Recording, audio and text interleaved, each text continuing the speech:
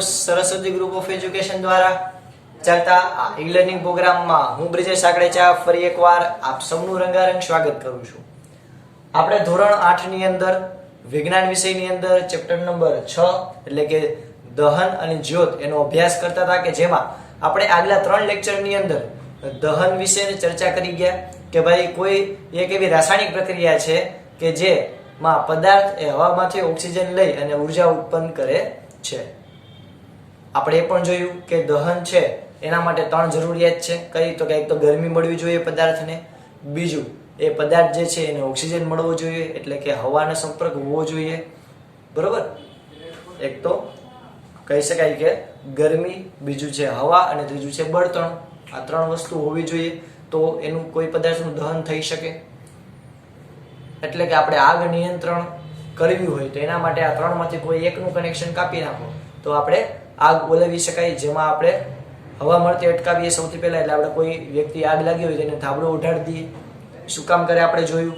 અગ્નિશામક દળ કઈ રીતે પ્રક્રિયા કરે આપણે એ જોયું આગ લાગે ત્યારે. અને વિદ્યુતના સાધનો હોય અને એવા બધામાં આગ લાગે, તેલી પદાર્થોમાં આગ લાગે એના માટે CO2 ના સિલિન્ડરનો ઉપયોગ આવે. પણ અત્યારે મેજોરિટી CO2 ના સિલિન્ડર એટલે કાર્બન ડાયોક્સાઇડ વાયુના જે સિલિન્ડર આવે એનો જ વધારે ઉપયોગ થાય છે. ત્યારબાદ આપણે જોઈએ તો એક જ્યોત વિશે અભ્યાસ કરી ગયા, દહનના પ્રકારો ભણી. દહનના પ્રકારો કોને કહેવાય તો કે ભાઈ એ 2 પ્રકાર. એક તો નોર્મલ દહન કે જેમાં તમારે ગરમીની જરૂર પડે, બીજું સ્વયંસ્ફુરિત દહન એટલે કે પોતાની જાતે જ પદાર્થ આપમેળે સળગવા માંડે, પોતાનું દહન કરવા માંડે, એને કહેવાય સ્વયંસ્ફુરિત પદાર્થ. હવે લાસ્ટ ટાઈમ આપણે જ્યોત વિશે એક નાની એમથી ઝલક મેળવી હતી. કોને કહેવાય જ્યોત, મીણબત્તીની જ્યોત આપણે જોઈ હતી. આજે એના વિશે અભ્યાસ કરીશું. તો આપણો આજનો ટોપિક છે ભાઈ જ્યોતનું બંધારણ. કઈ રીતે કોઈ પદાર્થની જ્યોત છે એનું બંધારણ આવેલું હોય. ચાલો, તો જે પદાર્થનું દહન દરમિયાન બાષ્પીભવન થાય તેને જ્યોત આપે. જે પદાર્થ હોય એનું દહન થાય, દહન થવું એટલે આવ કાઠિયાવાડી ભાષામાં સળગવું. તો જ્યારે કોઈ પદાર્થ સળગે એટલે કે જ્યારે કોઈ પદાર્થનું દહન થતું હોય, હવામાંથી ઓક્સિજન લઈ એટલે પોતે ઉર્જા મુક્ત કરતો હોય, જ્યારે કોઈ પદાર્થનું દહન થતું હોય એ દહન દરમિયાન બાષ્પીભવન થાય. એ પદાર્થનું શું થાય? બાષ્પીભવન થાય. એટલે કેમ ક્યારેક મગજમાં રહેલી યાદીનું છોકરો બાષ્પીભવન કરે એમ એ પદાર્થનું હવામાં બાષ્પીભવન થાય તો એ પદાર્થ શું આપશે? જ્યોત. એટલે બધા પદાર્થો જ્યોત નથી આપતા. એનું કારણ હવે સમજાણું.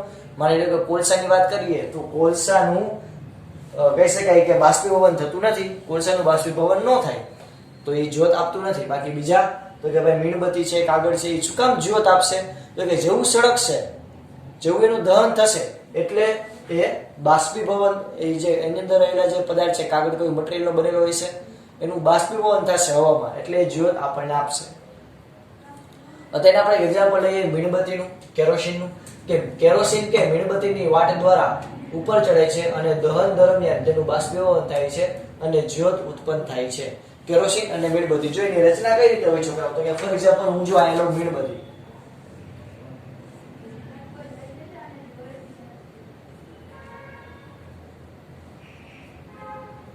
ભાઈ એક મીણબત્તી છે, બરોબર. મીણબત્તીમાં એક વાટ આવેલી છે. તમે જુઓ તો એ વાટ ઠેઠ સુધી હોય, ઠેઠ સુધી. આ મીણબત્તીમાં એક રૂની વાટ આવેલી છે અંદર કે જે આપણને દેખાશે નહીં પણ અંદર હશે. તો હવે તમે જેવું આ મીણબત્તીને પ્રગટાવશો, સળગાવશો એટલે થશે શું? તો કે આ જે છે જ્યોત સ્વરૂપે સળગશે. હવે જ્યોત સ્વરૂપે કઈ રીતે સળગશે? તો કે આયા જે રૂ જે છે, આ જે મીણ છે એ મીણ ઓગળી અને ક્યાં ચડશે? તો કે ઉપર. કેશાકર્ષણનો સિદ્ધાંત આપણે આવશે વિજ્ઞાનમાં જે આગળના ધોરણમાં. એ કેશાકર્ષણના સિદ્ધાંત દ્વારા અહીં અંદર રહેલું મીણ હોય એ ઉપર ચડશે અને મીણ ઉપર ચડે અને એટલે મીણનું દહન થાય. એટલે તમે જો મીણ ઓગળશે. જેમ જેમ તમે જોતા જશો ને મીણબત્તી, તેમાં મીણ ઓગળતું જશે, નીચે પડતું જશે, મીણ અહીં નીચે પડતું જશે. તો આ શું કીધું કે કેરોસીન કે મીણ વાટ દ્વારા, આ જે રૂની વાટ છે એના દ્વારા એ ઉપર ચડે અને દહન દરમિયાન તેનું શું થાય? તો કે આ જે મીણ હોય એનું શું થાય? બાષ્પીભવન થાય. એટલે જે મીણ હોય મીણ એ હવામાં ઉડે, બાષ્પીભવન થાય અને બાષ્પીભવન થાય એટલે શું આપશે? જ્યોત. સેમ આવું લાગુ પડે કેરોસીનમાં. કેરોસીનનું બાષ્પીભવન કોલસાનું બાષ્પીભવન થતું નથી, તેથી તે જ્યોત ઉત્પન્ન કરતું નથી. મેં પહેલા જ કીધું જે પદાર્થનું દહન દરમિયાન બાષ્પીભવન થાય જે પદાર્થનું સળગવાની પ્રક્રિયા દરમિયાન બાષ્પીભવન થાય એ પદાર્થ આપણને જ્યોત આપશે, બાકી કોઈ આપણને જ્યોત આપશે નહીં.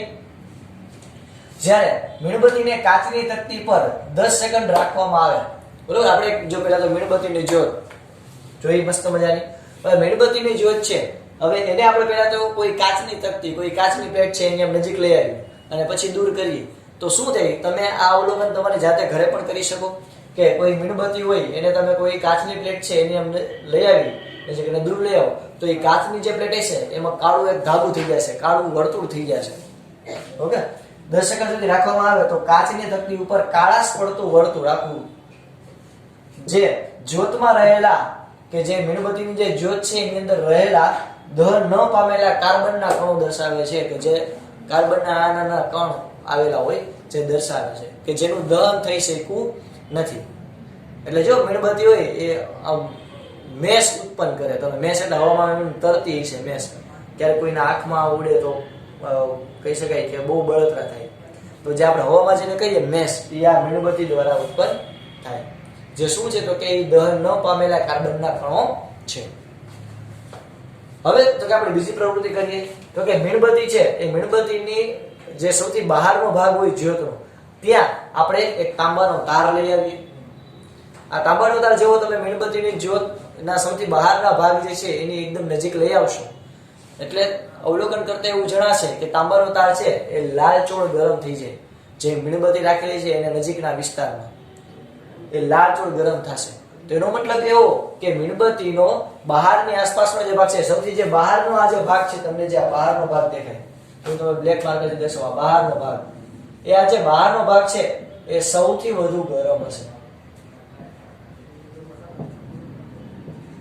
કેવો છે વિદ્યાર્થી મિત્રો? સૌથી વધુ ગરમ. અને હકીકતમાં તમે ઇમેજ દ્વારા જોઈ શકો કે આ જે સૌથી અંદરનો ભાગ છે એ સૌથી ઓછો ગરમ હશે. આપણને હકીકતમાં એવું લાગતું હોય કે ભાઈ જેમ અંદર જશે એમ ગરમી વધતી જશે, પણ સૌથી નજીકનો વિસ્તાર એ સૌથી ઓછો ગરમ હશે અને બહારનો જે છે એ સૌથી વધારે ગરમ હશે. બરાબર? તો આ આપણા માટે ફેક્ટ કહેવાય, મસ્ત મજાની ફેક્ટ. હવે આનો ઉપયોગ જોઈએ કે ભાઈ આનો ઉપયોગ ક્યાં થાય? કે ભાઈ મીણબત્તીનો સૌથી બહારનો ભાગ છે એ સૌથી ગરમ હોય અને અંદરનો ભાગ એ સૌથી ઓછો ગરમ હોય. તો એનો ઉપયોગ ક્યાં થાય? તો કે ભાઈ જે સોની કામ કરતા હોય, કે જે સોના અને ચાંદીના આભૂષણો બનાવતા હોય એ ધાતુની ફૂંકવાળી નળી, એટલે કે આપણે સ્ટ્રો કેવી હોય પ્લાસ્ટિકની એવી રીતે ધાતુની એવી પાતળી એવી સ્ટ્રો તમે કહી શકો, એ નળી વડે સોની એ જ્યોતના સૌથી બહારના ભાગમાં, જ્યોત હોય આ મીણબત્તીની જ્યોત એવી રીતે જ્યોત એના સૌથી બહારના ભાગમાં સોનું અને ચાંદી પીગાળવા માટે હવા ફૂંકે. એટલે જેમ હવા વધારે ફૂંકશે એમ ઓક્સિજન એને વધારે પડશે એટલે એટલો ભાગ વધારે ને વધારે ગરમ થશે. તો તમે સોના અને ચાંદીના આભૂષણો બનાવવા માટે, એને ઉગાડવા માટે, એને પીગાળવા માટે આનો ઉપયોગ કરી શકાય છે. કારણ કે સોનું અને ચાંદીને બહુ વધારે તાપમાન ન અપાય એને, એટલે એને બહુ મોટા ભઠ્ઠામાં ન નાખવામાં આવે લોખંડની જેમ, પણ એ આવી મીણબત્તી જેવી નાની અમથી જ્યોત હોય કે જે એટલી બધી વધારે ઉષ્મા ઉત્પન્ન ન કરતી હોય, એટલી બધી વધારે ગરમી અને જ્યોત ઉત્પન્ન ન કરતી હોય એમાં રાખવામાં આવે એને પીગાળવા માટે. ઓકે છોકરાઓ, તો આપણે જોઈ ગયા કે ભાઈ જ્યોતનું બંધારણ કઈ રીતે હોય. આવી રીતે અલગ અલગ જ્યોત હોય એના રંગ અલગ અલગ હોય કે જે કહી શકાય કે પદાર્થ ઉપર ડિપેન્ડ કરે. ચાલો આટલું પહેલા ફટાફટ તમે તમારા બુકની અંદર રંગબેરંગી પેનથી લખી લો, પછી આપણે આગળનો ટોપિક જોઈએ.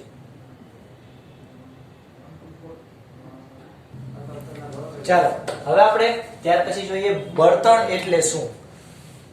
બરોબર, આપણે જ્યોત વિશેનો અભ્યાસ કરી ગયા. હવે આપણે જોઈએ બળતણ એટલે શું. તો બળતણ આપણે જોયું કે કોઈ પણ પદાર્થ હોય એનું દહન થતું હોય એવા પદાર્થોને આપણે દહનશીલ પદાર્થો અથવા તો બળતણ કહી શકાય. ઘરેલું તથા ઔદ્યોગિક જરૂરિયાતો માટે ઉષ્મા ઉર્જાના સ્ત્રોત તરીકે ઘરેલું જરૂરિયાત હોય, જેમ કે આપણે ખોરાક રાંધવાની પ્રક્રિયા છે તેમાં આપણે ગરમી જોઈએ, ઉષ્મા જોઈએ, બરોબર, તો ઘરેલું ઉપયોગ કહેવાય એને. પછી તો કે પાણી ગરમ કરવું હોય તો એ આપણે ઘરેલું જરૂરિયાત થઈ. ઔદ્યોગિક જરૂરિયાતો કઈ થઈ? તો કે ભાઈ સ્ટીમ એન્જિન બનાવવું હોય, સ્ટીમ એન્જિનથી એટલે કે વરાળ યંત્રથી ચાલતા સાધનો, ભઠ્ઠા હોય, મોટા મોટા ભઠ્ઠા હોય, મોટા મોટા ભઠ્ઠી જેને કહેવાય કે જેમાં ધાતુ ઓગાળવામાં આવે, પીગાળવામાં આવે અને પછી યોગ્ય ડીબામાં ઢાળી અને એટલે કે યોગ્ય ડાયની અંદર ધાતુને ઢાળી અને પછી અલગ અલગ આકાર બનાવવામાં આવે. તો એ ઘરેલું અને ઔદ્યોગિક જરૂરિયાતો થઈ, આવી ઘણી બધી જરૂરિયાતો હોય. તો ઘરેલું તથા ઔદ્યોગિક જરૂરિયાતો માટે ઉષ્મા ઉર્જાના સ્ત્રોત તરીકે આ બધાયમાં મેં તમને કીધું એ બધાયમાં આપણે ઉષ્મા એટલે કે ગરમી જોશે. તો ઉષ્મા ઉર્જાના સ્ત્રોત તરીકે મુખ્યત્વે આપણે લાકડું, કોલસો, પેટ્રોલિયમ, કેરોસીન આ બધાનો આપણે ઉપયોગ કરીએ છીએ. આ સિવાય બીજા ઘણા બધાનો ઉપયોગ કરતા હશું, પણ આટલા જે છે મુખ્ય છે, મેજોરિટી તરીકે આપણે આનો ઉપયોગ કરીએ છીએ. તો આવા પદાર્થોને બળતણ કહેવાય. શું કહેવાય? બળતણ. અથવા તો એને દહનશીલ પદાર્થો અથવા તો ઈંધણ તરીકે પણ ઓળખવામાં આવે. તો આપણને બળતણ એટલે ક્લિયર થયું કે ભાઈ આપણી જે ઘરેલી અથવા તો ઔદ્યોગિક જરૂરિયાતો છે એમાં ઉષ્મા ઉર્જાના સ્ત્રોત તરીકે આપણે લાકડું, કોલસો, પેટ્રોલ અને કેરોસીનનો ઉપયોગ કરીએ એને આપણે ઈંધણ કહી શકાય, બળતણ કહી શકાય. હવે એક સારું બળતણ કોને કહેવાય? આપણે આ ચાર છે, ચાલો લાકડું, કોલસો, પેટ્રોલ અને કેરોસીન, એ ચારમાંથી પણ આપણે વધારે કેનો ઉપયોગ કરવો જોઈએ તો એ આપણે જાણવું હોય તો એના માટે આપણે પહેલા તો આઈડેન્ટિફાઈ કરવું પડે, એ જાણવું પડે કે આ ચારમાંથી સારામાં સારું બળતણ કોણ છે. તો સારામાં સારું બળતણ કોને કહેવાય? તો કે ભાઈ જે આટલા રૂલ્સને ફોલો કરતા હોય એને આપણે સારું બળતણ કહી શકાય. જેમાં સૌથી પહેલા પેલું છે તરત જ ઉપલબ્ધ હોય. તરત જ ઉપલબ્ધ હોય, ગમે ત્યાંથી આપણને જડી જાય. ફોર એક્ઝામ્પલ યુરેનિયમ છે, તો યુરેનિયમ પણ એક પ્રકારનું બળતણ જ છે કે જેનો ઉપયોગ ન્યુક્લિયર રિએક્ટરમાં વિદ્યુત ઉત્પન્ન કરવા માટે થાય, પણ એ આપણને સરળતાથી ન મળે, આપણને તો મળે જ નહીં, બરોબર? તો એ કહી શકાય કે આને આપણે બળતણ ઇઝીલી અવેલેબલ નથી એટલે આપણે એને સારું બળતણ ન કહી શકાય. તો જે સરળતાથી આપણને મળી જતા હોય, સરળતાથી એને આપણે એટલે કે તરત જ ઉપલબ્ધ હોય એને આપણે સારું બળતણ કહી શકાય. સસ્તું હોય, પોસાવું તો જોઈએ, ચોખ્ખી વાત છે. તો સસ્તું હોય એ બળતણ, જેમ કે માની લો કે લાકડું આલું ઇઝીલી અવેલેબલ છે, પણ કોઈ લાકડાના ભાવ છે એ માની લો કે 10,000 છે, તો કોઈ 10,000 ખર્ચે ખોરાક રાંધવા માટે, ના ભઠ્ઠા તરીકે ના. માની લો કે પેટ્રોલ છે, અત્યારના એના ભાવ તમે જો ધીરે ધીરે ઇન્ક્રીઝ થતા જાય, પણ પેટ્રોલના અત્યારના ભાવ આપણે કમ્પેરેટિવલી પોસાય છે, મોંઘા જ કહેવાય પણ છતાં પણ પોસાય છે. પણ માની લો કે એ પેટ્રોલનો ભાવ હોય, 1 લીટરનો ભાવ હોય પેટ્રોલનો 10,000 હોય, 20,000 હોય, તો કોઈ કઈ વાહન જ ન લે, સાયકલ લઈને ચાલ્યા જાય.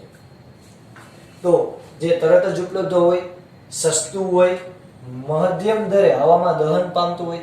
મધ્યમ દરે હવામાં દહન પામતું હોય એટલે તો કે ભાઈ એ એટલો બધો ધુવાણો ઉત્પન્ન ન કરતું હોય. ફોર એક્ઝામ્પલ આપણે જ જો તો જે જૂના વાહનો હતા એ વધારે પડતો ધુવાણો ઉત્પન્ન કરતા હતા કે જે પર્યાવરણ માટે હાનિકારક હતું. એટલે ધીરે ધીરે તમે જે વાહનમાં નવી નવી ટેકનોલોજી આવતી ગઈ એમાં આપણે એવા એન્જિનો બનાવતા ગયા કે જે ઓછો ધુવાણો ઉત્પન્ન કરે. અને અત્યારના આપણે જુઓ કે આપણે ક્યાંય પણ જવું હોય તો આપણે પીયુસી આપણા વાહન હોય એનું રાખવું પડે, ઓકે, જેનું નામ છે પોલ્યુશન અંડર કંટ્રોલ, કે જે કેવું સર્ટિફિકેટ છે, જે કેવું કાર્ડ છે કે જે એવું દર્શાવે છે કે તમારું જે વાહન છે, વ્હીકલ છે એ વધારે પડતું પ્રદૂષણ ઉત્પન્ન કરતું નથી, એટલે કે હાનિકારક કહી શકાય કે કાર્બનના જે કણો છે એ વાતાવરણમાં ભેળવતું નથી. તો એનો મતલબ એમ કે જે મધ્યમ દરે હવામાં દહન પામતું હોય એવા પદાર્થો હોય એને આપણે સારા બળતણ કહી શકાય, વધારે પડતો ધુમાડો ઉત્પન્ન ન કરે. ઇન શોર્ટ, મોટા પ્રમાણમાં ઉષ્મા ઉત્પન્ન કરતો હોય, વધારે પ્રમાણમાં, કારણ કે આપણે અલ્ટિમેટલી જોતું છે શું તો કે ભાઈ ઉષ્મા જોતી છે. તો જેનો આપણે ઓછો ઉપયોગ કરીએ છતાં પણ વધારે આપણને ગરમી આપે, વધારે આપણને ઉષ્મા આપે એવા પદાર્થોને આપણે ઉત્તમ બળતણ કહી શકાય. ફોર એક્ઝામ્પલ, હું 1 કિલો લાકડું લઉં અને 1 લીટર હું પેટ્રોલ લઉં, તો બેમાંથી કોણ વધારે ઉષ્મા આપશે? તમે તરત જ કહેશો કે સાહેબ પેટ્રોલ છે વધારે ઉષ્મા વધારે આપે, ઓબ્વિયસ વાત છે. તો એને આપણે લાકડા કરતા સારું બળતણ કહી શકાય.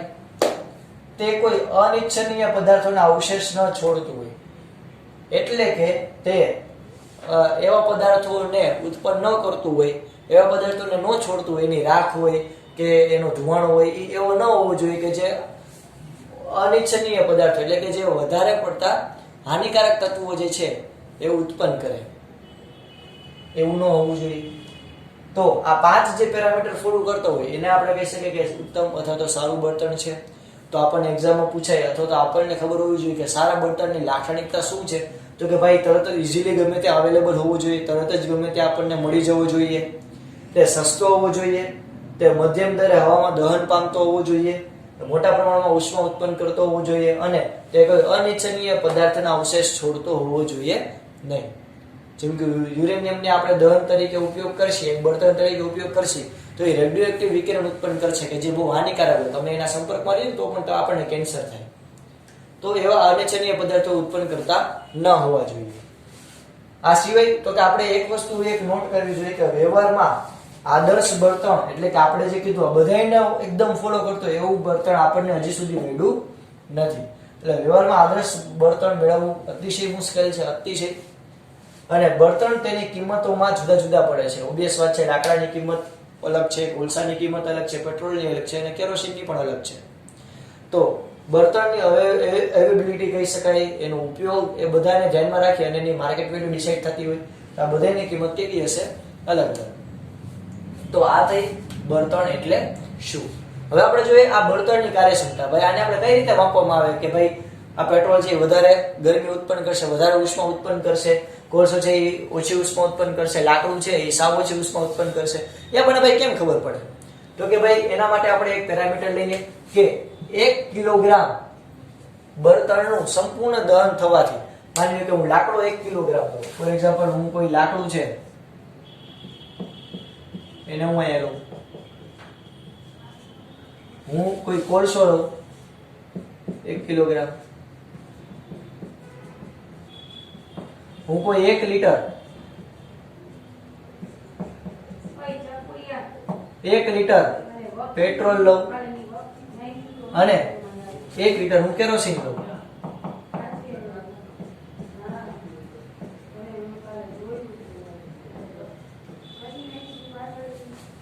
બરોબર? તો હું આ ચાર વસ્તુ લઉં, ફોર એક્ઝામ્પલ આપણે અહીંયા આપેલું છે 4 ને લીધું, આ 1 કિલો લીધું, આ 1 કિલો લીધું, આ પ્રવાહીમાં આપણને મળે એટલે આ 1 લીટર અને 1 લીટર લીધું. હવે તો કે હું આ બધાને બાળું છું, આ બધાનું દહન કરું તો કોણ વધારે ઉષ્મા વધારે ઉત્પન્ન કરશે? એના આધારે એટલે કે 1 કિલોગ્રામ બળતણનું સંપૂર્ણ દહન થવાથી ઉત્પન્ન થતા ઉષ્મા ઉર્જાના જથ્થાને તેનું શું કહેવાય? કેલરી મૂલ્ય કહેવાય. શું કહેવાય? કેલરી મૂલ્ય. ઉર્જાનો એકમ છે કેલરી. બરોબર? તો આ પણ એની ઉષ્મા ઉત્પન્ન કરશે, આ પણ ઉષ્મા ઉત્પન્ન કરશે, આ પણ ગરમી ઉત્પન્ન કરશે અને આ પણ ઉષ્મા ઉત્પન્ન કરશે. તો કોણ વધારે ઉષ્મા ઉત્પન્ન કરે એને આપણે સારું બળતણ કહી શકાય. એટલે કે 1 કિલોગ્રામ બળતણનું સંપૂર્ણ દહન થવાથી પૂરેપૂરું દહન, એક ટીપુય વધવું ન જોઈએ અહીંયા, અને અહીંયા એક કેવો કોણે વધવું ન જોઈએ, પૂરેપૂરું આપણે બાળી નાખી. સંપૂર્ણ દહન થવાથી ઉત્પન્ન થતા ઉષ્મા ઉર્જાના જથ્થાને, એટલે સંપૂર્ણ આપણે એને દહન કરી નાખ્યું તો જેટલી ઉષ્મા ઉત્પન્ન થઈ એને એનું શું કહેવાય?